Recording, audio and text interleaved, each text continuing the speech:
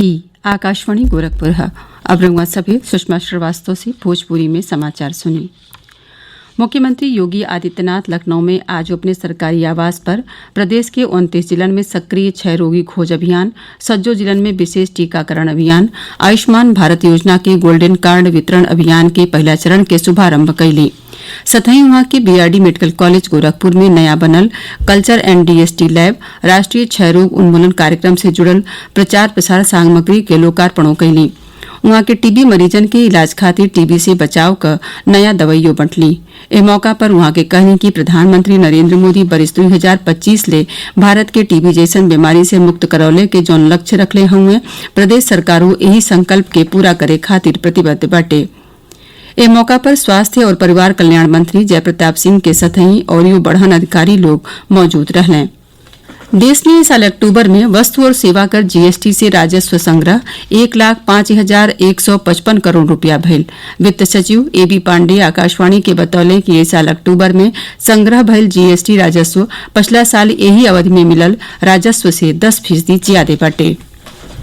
अक्टूबर महीने का जीएसटी का कलेक्शन इस साल का अगर हम पिछले साल के अक्टूबर महीने से कंपेयर करें तो करीब 10% ज्यादा है।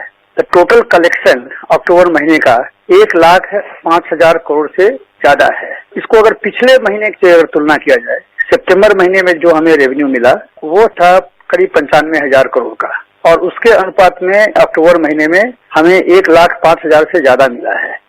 वित्त सचिव बतौले कि अक्टूबर के राजस्व संग्रह में से 19,193 करोड़ रुपया सीजीएसटी, 25,411 करोड़ रुपया एसजीएसटी, 52,540 करोड़ रुपया आईजीएसटी और 8,011 करोड़ रुपया उपकर से मिलल हुए। ए महीना कुल 80 lakh GSTR 3B return file कैल गयल हुए। सरकार सीजीएसटी के जरिए 25,051 करोड़ रुपया और आईजीएसटी के जरिए 19,427 करोड़ रुपया के नियमित निपटान कैलस। ए महीना में नियमित निपटान के बाद सीजीएसटी के जरिए 44,285 करोड़ रुपया और एसजीएसटी के जरिए 44,839 करोड़ रुपया मिलल हवे। वित्त सचिव बतौले कि सरकार अर्थव्यवस्था में सुधार ले आवे और कोविड महामारी के प्रभाव से लोगन के बचावे बदे कई कदम उठौले हुए। इससे ये देखा जा सकता है कि कोविड का जो इम्पैक्ट आया था, जो हमें मार्च अप्रैल मई महीने में से जो शुरू हुआ और इकोनॉमी में थोड़ी सी गिरावट जो आई थी, अब धीरे धीरे हम इसको रिकवर कर रहे हैं, और रिकवर ही नहीं कर रहे हैं बल्कि हम उसको एक पॉजिटिव दिशा में भी हम उसको ले जा रहे हैं। पिछले 5-6 महीने में जो सरकार के द्वारा अलग अलग पैकेज और अलग अलग जो स्टिमुलस दिए गए एमएसएमई को, उद्योग जगत को और लोगों को जिस तरह का कैश असिस्टेंस दिया गया, तो उसका ही अब परिणाम अभी हमें धीरे धीरे मिलने लगा है। चिकित्सा शिक्षा के सस्ता बनावे खातिर राष्ट्रीय चिकित्सा आयोग एमबीबीएस में दाखिला खातिर न्यूनतम जरूरत के नया नियम के अधिसूचित कैले हुए। स्वास्थ्य और परिवार कल्याण मंत्रालय के मुताबिक नया नियम ऐसा सज्जो चिकित्सा महाविद्यालय पर लागू हुई जौन के स्थापना अबहिन करे के बा। ई नियम ओहू मेडिकल कॉलेजन पर लागू हुई जौन 2021-22 के सत्र से एमबीबीएस पाठ्यक्रम के दाखिला बढ़ावल चाहत हुए। नया नियम में उपलब्ध संसाधन के बेहतर इस्तेमाल से चिकित्सा शिक्षा का उच्च स्तर बनल रहे ए पर जोर दिहल गयल हुए। अब मेडिकल कॉलेज और ओसे जुड़ल पढ़ाइयों करवावे वाले अस्पतालन के स्थापना खातिर निश्चित जमीन के जरूरतो नहीं हुई।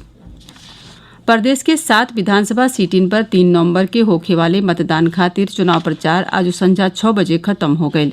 प्रचार के समय खत्म भइले के बाद उम्मीदवार लोग अब घरे घरे जाके वोटरन से संपर्क कैले में लागल हुए। जौन 7 सीटिन पर उपचुनाव होखे के बाटे ओमे अमरोहा के नौगांवा सादात, बुलंदशहर, फिरोजाबाद के टुंडला, उन्नाव के बांगरमऊ, कानपुर के घाटमपुर, देवरिया और जौनपुर के मल्हनी विधानसभा सीट शामिल हैं। 3 नवंबर के वोट परी आ 10 नवंबर के वोटन के गिनती कईल जाई। प्रदेश में आज से सज्जो राष्ट्रीय उद्यान और सफारी खोल दिहल गयल हुए। राज्य सरकार तय समय से 15 दिन पहले ही एके खोलने के फैसला लेले हुए। राज्य में राष्ट्रीय उद्यान और सफारी हर साल 15 नवंबर के खोलल जात रहे। कोविड महामारी और लॉकडाउन के नाते ही सज्जो पार्क मार्च में बंद कर दिहल गयल रहले। पीलीभीत बाघ अभ्यारण्य का उपनिदेशक नवीन खंडेलवाल आकाशवाणी के बतौले कि पर्यटकन के स्वागत का सज्जो तैयारी पूरा कर लेहल गयल हुए। एकरे साथ ही भोजपुरी समाचारन का ई बुलेटिन पूरा भइल। नमस्कार।